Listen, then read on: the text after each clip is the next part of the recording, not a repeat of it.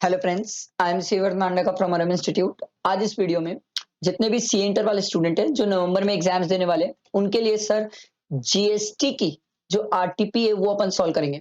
Income tax की case scenario based RTP मैंने solve करवा दी है सर, उसको आप जरूर देख लेना। उससे आपको अच्छी क्लैरिटी हो जाएगी किस टाइप के क्वेश्चन है, कैसे सॉल्व करना है।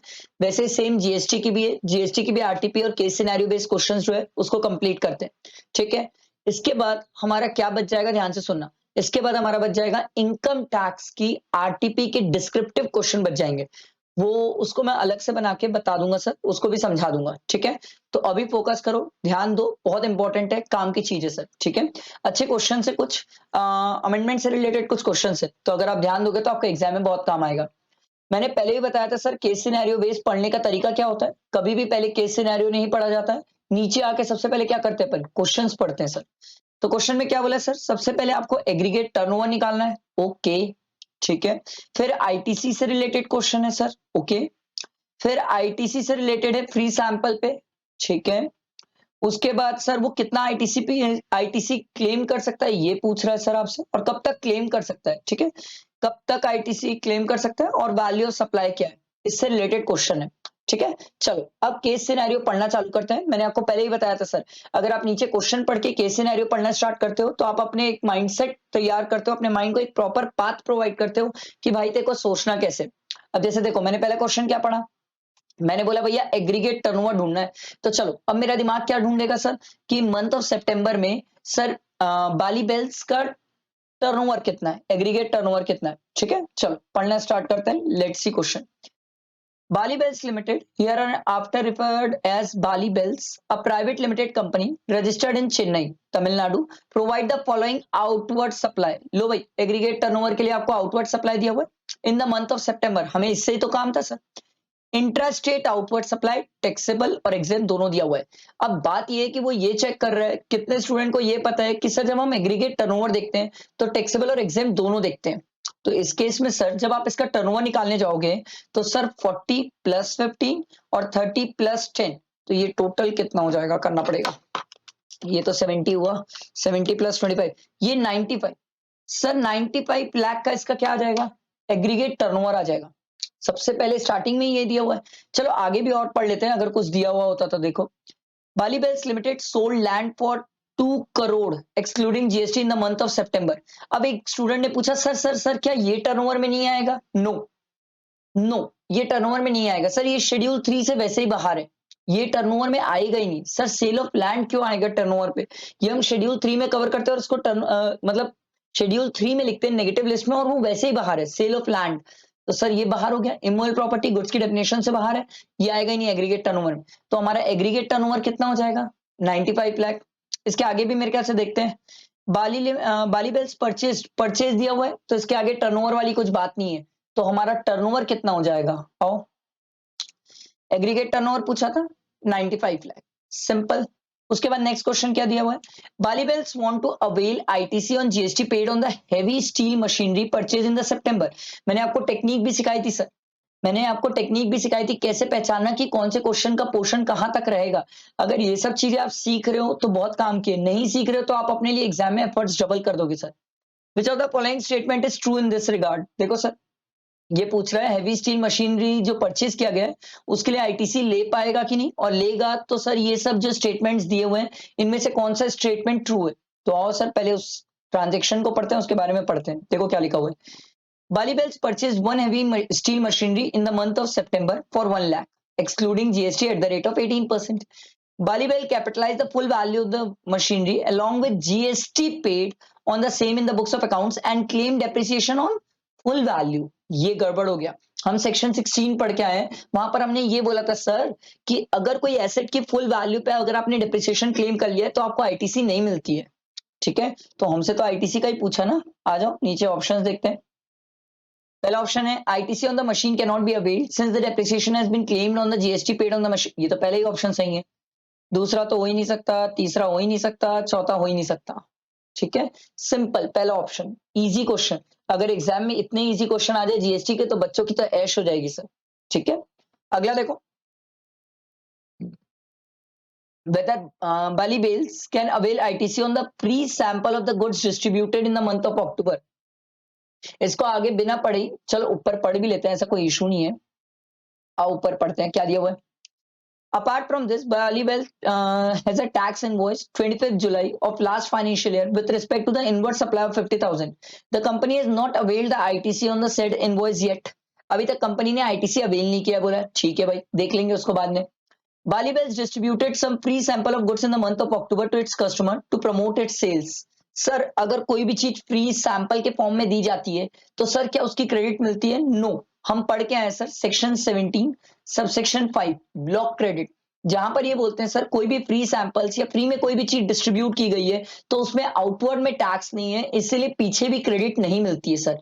ठीक है, तो आओ इसी से रिलेटेड थर्ड क्वेश्चन था आपका, whether Bali Bells can avail ITC on the free sample of the goods distributed in the month? No.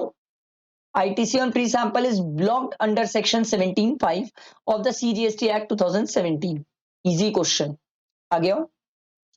Bali Bells can claim ITC on the input received in July for the preceding financial year up to dash of the current financial year. वैसे इसके लिए तो पढ़ने की जरूरत नहीं ऊपर, but still मैं आपको बता रहा हूं ये कहां से रिलेट करता है। देखो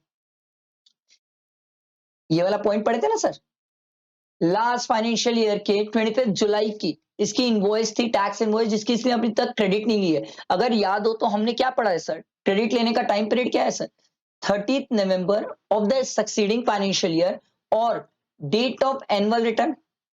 ठीक है, दोनों में विच एवर इज अर्लियर। अब यहां पर एनुअल रिटर्न से रिलेटेड डेट अपन को ढूंढना पड़ेगा सर, क्योंकि अगर क्वेश्चन में एनुअल रिटर्न से रिलेटेड डेट दी होगी तो वो बहुत इंपॉर्टेंट है।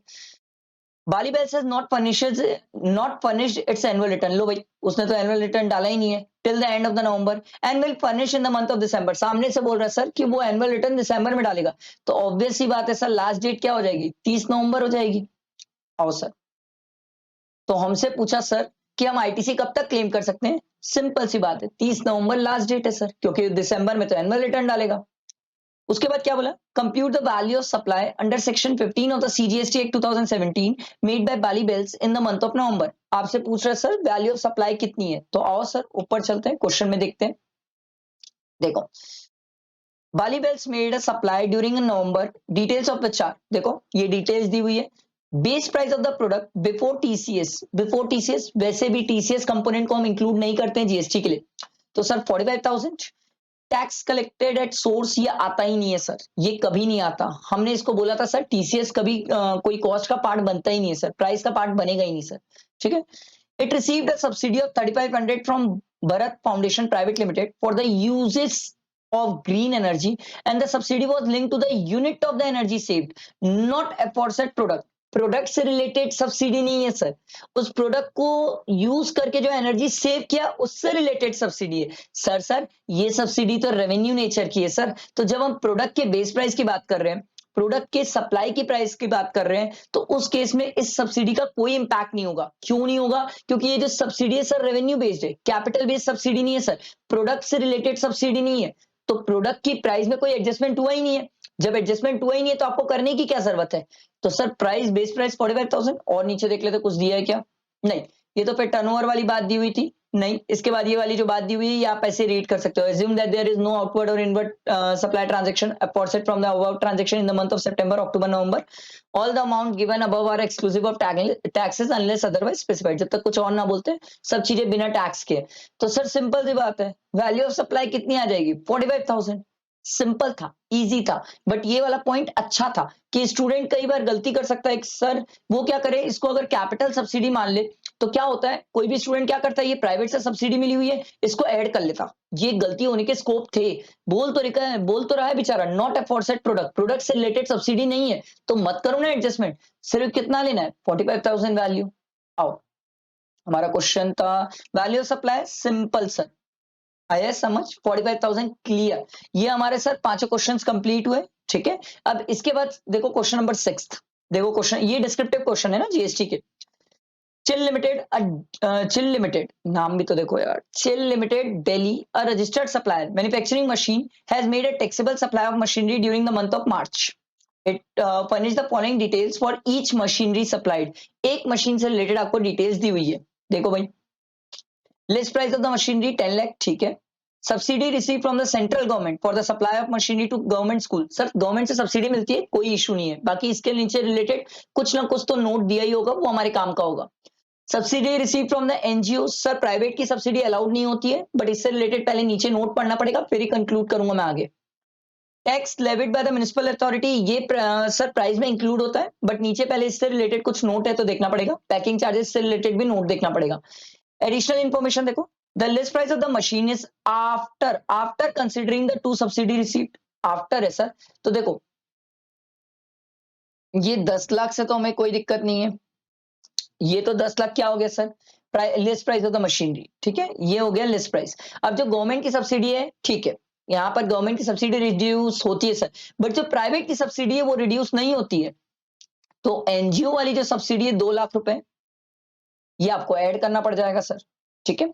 आगे देखो, however the other charges taxes fees are charged to the customer over and above the list price। over and above मतलब इसको ऐड कर लेते हैं सर, प्लस कर लेते हैं टैक्स 2,50,000, ठीक है, प्लस कर लेते हैं और क्या है, पैकिंग चार्जेस 1,25,000, ठीक है। ये चीजें आ गई, ये सब अपन ऐड करते तो ये कितना आ जाएगा यार, 10 lakh plus 2 lakh plus 2.5 lakh plus 1,25,000, ये आ रहा है सर 15,75,000। ये समझ आया, ये मशीन की फाइनल प्राइस आ गई सर। और क्या दिया हुआ देखो, further the company has provided the following information pertaining to the purchases made या services availed by it in respect of the supply of said machinery during the month of March. इन्होंने purchases किए, मतलब credit वाली चीजें sir. चलो नीचे देखते हैं क्रेडिट वाले आइटम्स। देखो, raw material to be received in the month of April. Sir हम किस मंथ के लिए चल रहे हैं, हम चल रहे हैं सर मार्च मंथ के लिए, तो हमें अप्रैल मंथ से तो कोई मतलब ही नहीं है सर, जब रिसीव अप्रैल में होगा तो क्रेडिट अभी मिलेगी ही नहीं। membership of a club availed for employees working in the factory not obligatory, not obligatory है सर, इसकी क्रेडिट नहीं मिलने वाली। सेक्शन 17 सबसेक्शन 5 ब्लॉक क्रेडिट, ये सेक्शन 16 बोलता है, याद करो sir. Input to be received in 6 lots out of which 1 lot was received during the month. Sir जब 6th लॉट रिसीव होगा ना तब क्रेडिट मिलेगी। Truck use for the transport of raw material, ये मिल जाएगा। Capital goods out of the 3 items, invoice for 2 item is missing and the GST paid on those items are 2,82,000, तो 3,50,000 minus 282, जो missing है उसकी क्रेडिट तो मिलेगी नहीं, तो 68,000 की क्रेडिट मिल जाएगी सर, ठीक है। तो टोटल क्रेडिट कितनी मिलेगी, 150 प्लस 68, 2,18,000, इतने की क्रेडिट मिल जाएगी आपको। उसके बाद क्या दिया हुआ है, rate of CGST SGST 9%, 9%, 18%। All the inward and outward supplies are exclusive of taxes where applicable. all the condition necessary for availing the ITC has been fulfilled। और आपको बोल रहा है सर नेट जीएसटी पेबल, आपको पूछ रहा है sir net GST payable in cash कितना रहेगा, ठीक है। आया समझ, अपन को पहले क्या देखो, अपन ने क्रेडिट बता दिया, आउटवर्ड की डिटेल्स बता दी, अब नेट जीएसटी कितना पेबल है ये बताना है। ध्यान दो, नेट जीएसटी पेबल कैसे निकालेंगे, तो देखो अपना सिंपल सा फॉर्मेट है, ये फॉर्मेट मैंने क्लासेस में भी सिखाया है। कैसा रहता है सर, सिंपल। अपन यहाँ क्या करते हैं, ये 2 लाइन ड्रॉ करते हैं, ठीक है। फिर बात आती है CGST SGST IGST वैल्यू और पर्टिकुलर्स, ठीक है। ये मेरा नहीं, इंस्टीट्यूट का स्टैंडर्ड फॉर्मेट है, आप ये फॉलो करें तो ज्यादा अच्छा है, ठीक है। SGST एंड IGST, ठीक। फिर यहाँ पर अपन को लिखना पड़ता है computation of net GST payable of so and so person, ये पूरा अपन को लिखना पड़ता है, ठीक है। तो पहले आप ये देखो, रजिस्टर्ड डीलर मशीनरी सप्लाई कर रहा है सर, सप्लाई ऑफ मशीनरी, ठीक है। It furnishes the following detail वगैरह दिया हुआ है, ठीक है, ओके, ये आपको दे दिया, सब चीज दे दिया है। बट एक खास बात मेरे को क्वेश्चन में मिसिंग लगती है, क्वेश्चन में एक खास बात जो मिसिंग लग रही है वो ये है कि ये जो मशीन सप्लाई हुई है, ये मशीन सप्लाई कहाँ हुई है। नहीं, इस क्वेश्चन में ये तो कहीं बता नहीं रहा है कि मशीन कहाँ सप्लाई हुई है। आप समझो मेरी बात, क्योंकि मैं ये पूछ रहा हूँ ये तो दिया हुआ है, all the inward and outward supplies are inter state supply. सामने से बोला है बेचारा इंटर स्टेट है, तो भैया IGST वाली कहानी है मतलब। तो 15,75,000 में IGST की बात है। देखो यहां पर लिखेंगे आउटवर्ड सप्लाई, ठीक है, 15,75,000 ये दोनों गए, इसमें 18% करते हैं, 15,75,000, इसका 18%, 283500 माइनस क्रेडिट भी तो है, इनवर्ट सप्लाई की क्रेडिट है, ठीक है। अभी मैं रफ में लिख रहा हूँ सर, कोई स्टूडेंट ऐसा मत करे कि एग्जाम में भी यही करके आए, ठीक है, ये मत कर लेना। कितनी क्रेडिट है हमारे पास सर? 2,18,000 का, ठीक है। तो इसको यहां से हटाओ, यहाँ 2,18,000, ठीक, माइनस कर लेते हैं 2,18,000, ये आ रहा है सर 65,500, सिंपल। ये आपका कितना आ जाएगा सर? 65,500 आ जाएगा जीएसटी में, सिंपल। यार किसका फोन आ रहा है,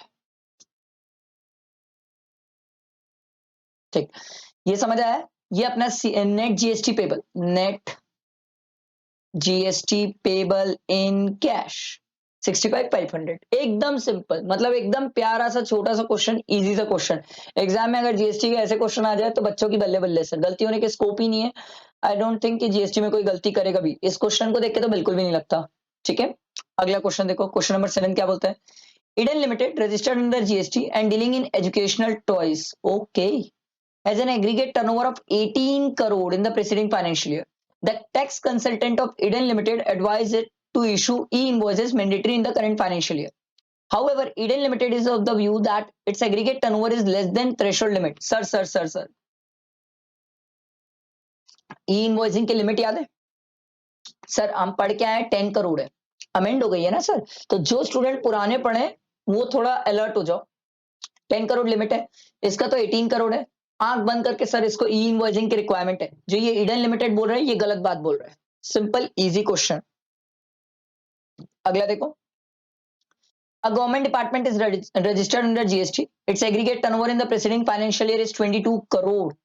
You are required to comment with the help of relevant provision whether the said department is required to issue e-invoice. No sir, no sir, ये मई 23 की अमेंडमेंट है। मई 23 में जो स्टूडेंट एग्जाम दे रहे थे ना उस टाइम ये अमेंडमेंट थी, और ये अमेंडमेंट स्टूडेंट इतना ध्यान भी नहीं दिए होंगे क्योंकि ये एक छोटी सी अमेंडमेंट थी जहां पर गवर्नमेंट और लोकल अथॉरिटी को उन्होंने बाहर किया था सर ई इनवॉइसिंग की कैटेगरी से। तो मेरी एक रिक्वेस्ट है, छोटी सी अमेंडमेंट थी, मैंने भी अपनी समरी बुक में ये चीज को अच्छे से हाईलाइट करके दिया था, भले ही छोटी सी थी बट काम की थी।